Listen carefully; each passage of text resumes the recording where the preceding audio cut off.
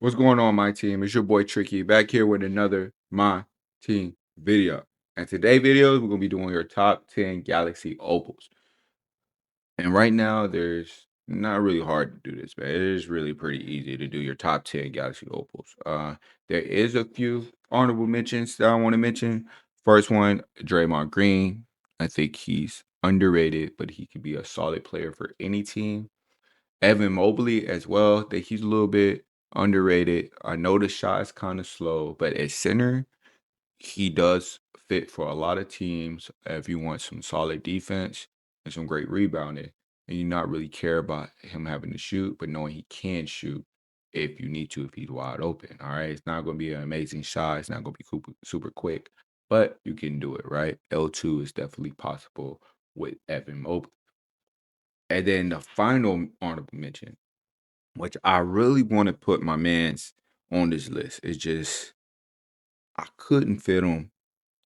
I couldn't fit him, right? But if I had to fit him, I'll let you know when I get to the spot where I will put him at. But Brandon Roy is a dog in this game.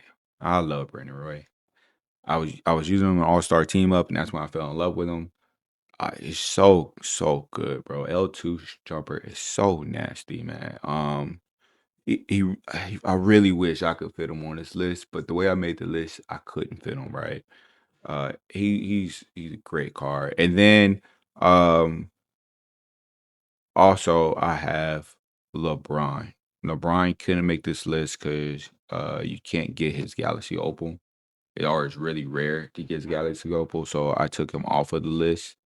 Um I'm trying to look at the list, make sure I have enough people. Yeah, I got enough. Um Yeah, LeBron doesn't make the list only because you can't get him. If you could get him, it would be different. He'd definitely be in the top 3 on this list, but because I couldn't get him, I had to take him off of the list. All right. So let's go ahead and hop to number 10, though. I won't waste no more time. At number 10, I'm going to have to come in with Giannis. And why is Giannis number 10? As a small forward, 6'11" small forward, that three ball, bro. That three ball. And like out of this list, from like hearing about the card, play with the card, his three ball and 3-point shot is the hardest to consistently make out of all the cards I'm about to name, right? And a close one to his three ball, but it's a lot easier to make is Kareem at number 9. Kareem just better because Kareem's at a position that you really need him at center, more so than a Giannis who you could put at small forward. He's not really needed. And then against power forwards, you want a power forward that can shoot. So that's why I put Kareem above Giannis. These cards are interchangeable because they have the same issue, but it really depends on what position you think you need more. Center is hurting more in this game, so that's why I went with Kareem. All right.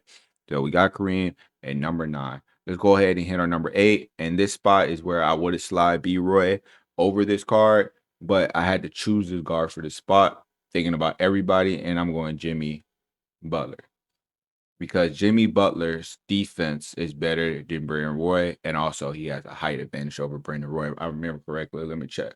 Brandon Roy 6'6". Yeah, Jimmy got 1 inch. He's 6'7". But his defensive numbers is 85 interior with a 97 defense, perimeter defense, a 97 still, at an 82 block. Brandon Roy ain't got that. I'm telling you right now, Brandon Roy ain't got that, man. He ain't got that at all. So I had to give it to Jimmy, the 8 spot. B Roy would be here if you want an offensive card at shooting guard instead of a defensive card at shooting guard. He can play shooting guard. Right? Yeah. So that's the only difference between B Roy and Jimmy. Them defensive numbers is sick for Jimmy, bro. He's kind of underrated, but most people like to use the shooting guards as their offense. So that's why you don't hear a lot of people talk about him. All right, but let's go ahead and get into this number. Can't count. Number 7. I can't count, y'all. At number 7, I got a new card. We're gonna go Chet Hogan right here, man. Number 7, man. And what can I say about Chet? I haven't actually got to use him yet, but a 7-foot power forward is a great card to have. Now, if you run Chet next to Wimby. I don't even want. Don't talk to me. Don't even come near me, bro. I never want to see you on this court at all. I'm just being honest. I don't have to deal with the stress that comes with playing. And if you suck, all right, cool. I'll figure it out. But Chet and Wimby next to each other, I hate you, bro. I hate you. There's nothing really you can say. He's 7 foot, man. He's gonna move a little bit. He's gonna shoot a little bit. He's gonna play a little defense, grab some boards. He's just gonna do a little bit of everything. And that's always been a Chet Hogan card. Hopefully his dark matter is even better, but more attainable. Because right now, Chet is over a mil solid. I don't know his exact numbers, but it's over a mil for sure. Because like I said, the big dogs want him at that power forward. All right, let's go ahead and hit number 6. And number 6, I'm coming in with this might start an argument. I'm coming in with Paulo. All right. Paulo didn't crack top 5, man. I'll show you why in a minute, but he did not crack my top 5. Paulo is a great small forward. I'm pretty sure he's listed at 6'10, which he is with a 7-foot wingspan. Great speed. Is that 93? Yeah, 93 with a 90 agility is amazing for a small forward at 6'10. That's some great numbers, just that alone, right? And then he has the 3 ball to match with it with a midi. His driving dunk is solid with a 90. Oh man, still in block is lacking a little bit as far as a defensive player, but it's still there. Like it's still there. Like you're still going to get it. Offensive and defensive rebounds are amazing. His interior defense is the 88 with a 90 perimeter. He comes solid with badges. Oh my goodness. He comes so solid with badges. You don't need to put anything. You just need to make it off. He has every badge in the game except for hook specialist. Yeah, that's OD. He's a complete card for real, bro. It's so sad to put him at 6, but I had to, man.